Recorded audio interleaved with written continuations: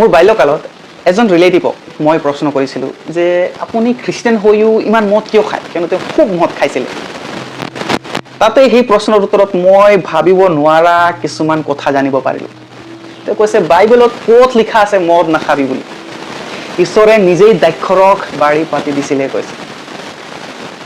তুমি পঢ়িছানে আমোচ 9:14? ঈশ্বৰে ইজৰাইলৰ লোকবিলাকক নিজেই দ্ৰাক্ষ বাৰী পাতি দিছিলে ৰং কৰিবৰ কাৰণে।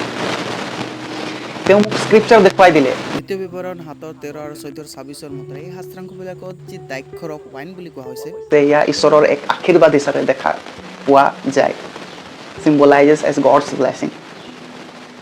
তাৰ পাছত তেওঁ মোক কৈছে, উপদেশকত তুমি পঢ়িছানে? উপদেশক 9:7 কৈছে তুমি জুৱা আহাৰ গ্ৰহণ কৰা আৰু নিজৰ দ্ৰাক্ষৰস পান কৰা আনন্দৰে বুলি কৈছে। তেওঁ মোক কৈছে তুমি গীতমালা 104:15 পঢ়িছানে? তাত ঈশ্বৰে নিজেই কমাণ্ড কৰিছে জুৱা আৰু দ্ৰাক্ষৰস পান যে নেকি আনন্দে দিয়ে পান কৰা বুলি কৈছে। মই এই সকলো কথা শুনি অবাক পাইছোঁ। ৱাও, এয়া হ'ব পাৰেনে? দ্ৰাক্ষৰস বুলি কৈ আছোঁ, বহুতেই হয়তো ভাবিব পাৰে দ্ৰাক্ষৰসে কৈছে, মদটো কোৱা নাই।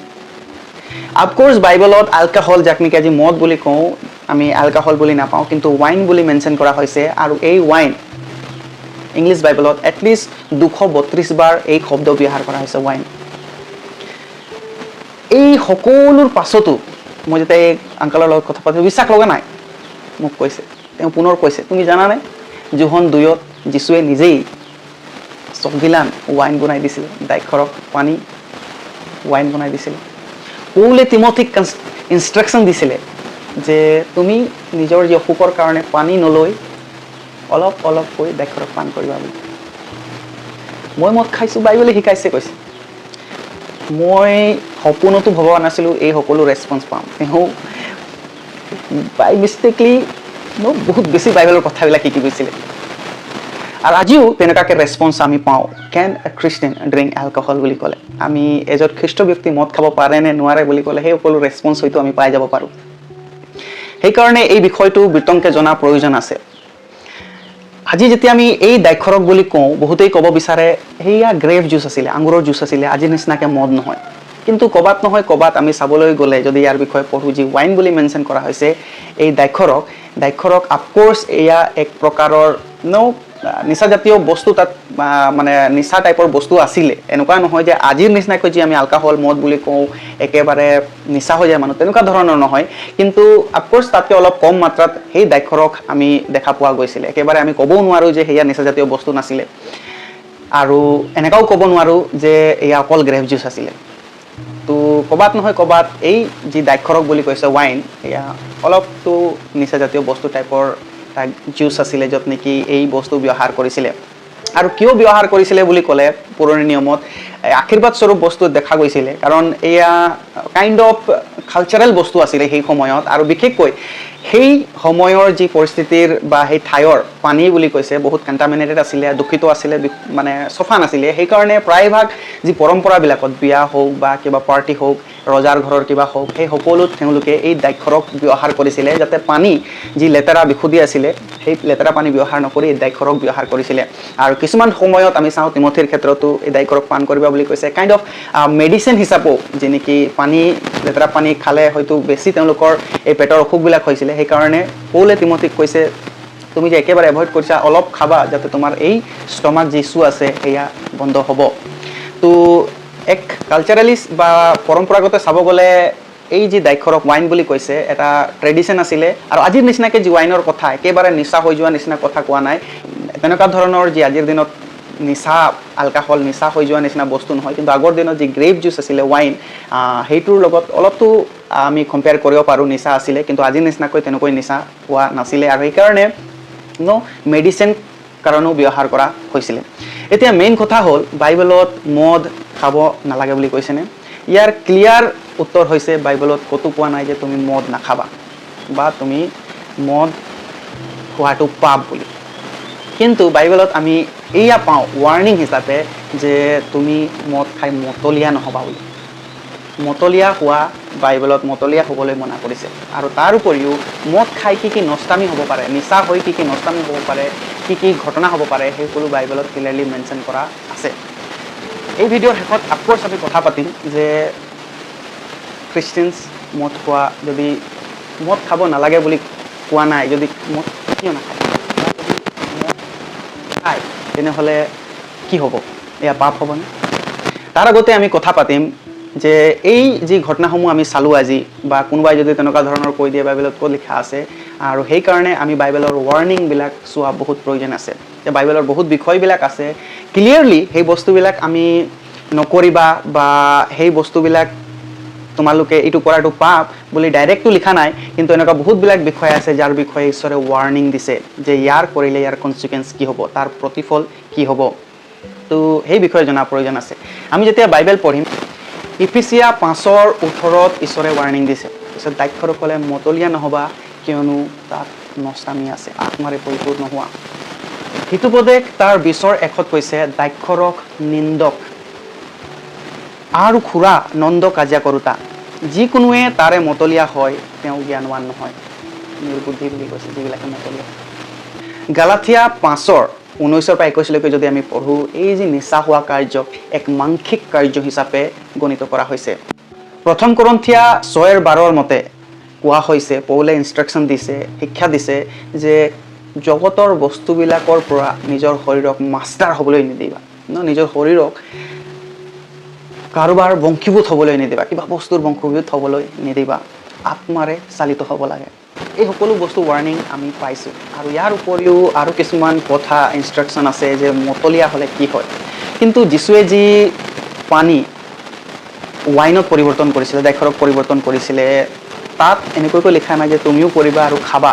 তো কাইণ্ড অফ এক্সাম্পল, ঈশ্বৰৰ গ্ল'ৰি মহিমা হ'বৰ কাৰণে সেই কাৰ্য কৰিছিলে।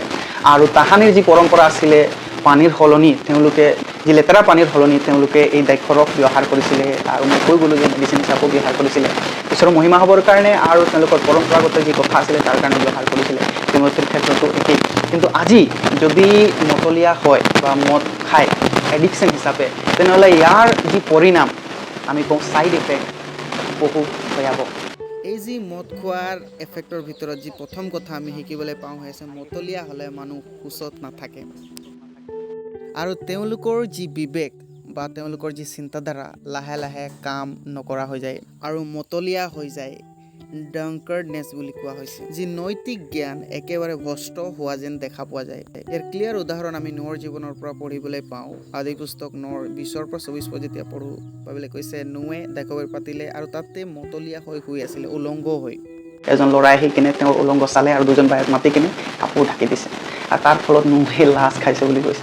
তো যেতিয়া মতলীয়া হয় নহয়, ড্ৰাংকাৰ্ড হৈ যায়, মানুহৰ হুঁচ নাথাকে, কাপোৰ পিন্ধিছে নাই পিন্ধা, লাজ কি বস্তু তাকে পাহৰি যায়, নিজৰ পৰিয়াল কোন হয়, কি কৰিছে সকলো পাহৰি যায়, আৰু বিবেক কাম নকৰা হৈ যায়। আৰু এই বস্তু আমি লুতৰ সময়ত পঢ়িবলৈ পাওঁ। আমি যেতিয়া আদি পুস্তক 19 পঢ়োঁ, পিছত 30-34 পঢ়োঁ, আমি লুতৰ বিষয়ে পঢ়ি পেলাওঁ। লুত হৈছে যেতিয়া বুঢ়া অৱস্থাত আছিলে, আৰু তেওঁ দুজনী ছোৱালীক লৈ এক পৰ্বতত বাস কৰিলে, আৰু তেওঁলোকৰ বংশ বচাবৰ কাৰণে এই দুজনী ছোৱালীয়ে চিন্তা কৰিলে। কিন্তু হয়তো তেওঁ যদি মতলীয়া নোহোৱা হ'লে সেই কাৰ্য নহ'লহেঁতেন।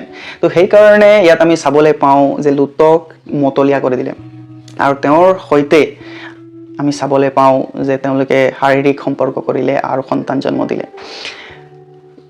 এই কাৰ্য মতলীয়া হোৱাৰ পাছতে হয়, আৰু সেইকাৰণে যি আত্মাৰ এটা ফল হয় ছেল্ফ কণ্ট্ৰল, মদ খালে সেই ছেল্ফ কণ্ট্ৰল নাইকিয়া হ'বলৈ ধৰে, আৰু নিজৰ ওপৰত কণ্ট্ৰল নাথাকে।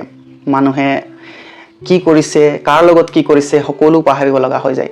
আৰু সেইকাৰণে ছেল্ফ কণ্ট্ৰলৰ কাৰণে, নিজৰ বিবেকত থাকি কাম কৰিবৰ কাৰণে এই ড্ৰাংকাৰ্ডনেছটো দূৰ কৰিব লাগে, মদ খোৱাটো দূৰ কৰিব লাগে।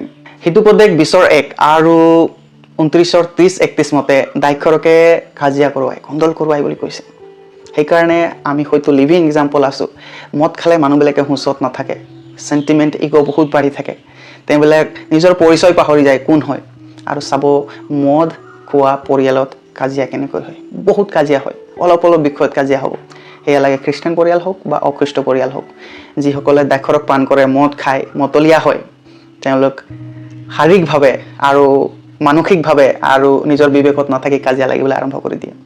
আৰু একেই ভাৰ্চ যেতিয়া আমি পঢ়োঁ, হিতুপদেশ 23-29-30 কৈছে, হাই হাই কোনে কৰে বুলি কৈছে, হাই হাই কৰি কান্দিব, বহুত দুখ প্ৰকাশ কৰিব, কেতিয়াবা এনেই নিজৰ মনৰ ভাৱ প্ৰকাশ কৰি থাকে। কোনে?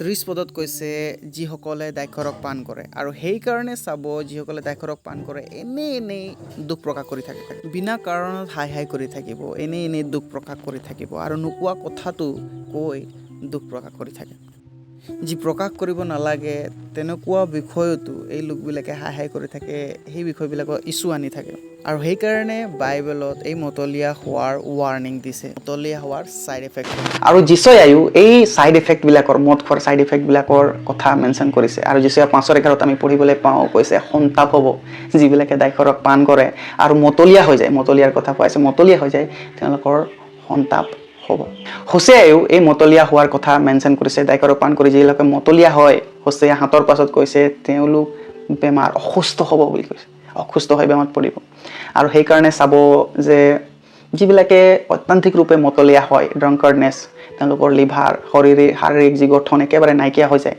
আৰু জাষ্ট ৰিচেণ্টলি আমাৰ ওচৰে পাজৰে চাইছোঁ কেইজন ব্যক্তি মদ খাই লিভাৰ শেষ হৈ একেবাৰে নাইকিয়া হৈ গ'ল দুখ লাগে এই সকলো কথা যে তেনেকৈ আমি আমাৰ চকুৰে সকলো কথা চাওঁ কৈছে বাইবেলত আগতে ৱাৰ্ণিং দিছে যিবিলাকে মতলীয়া হয় অত্যান্তিক ৰূপে গ্ৰহণ কৰে তেওঁলোক কৈছে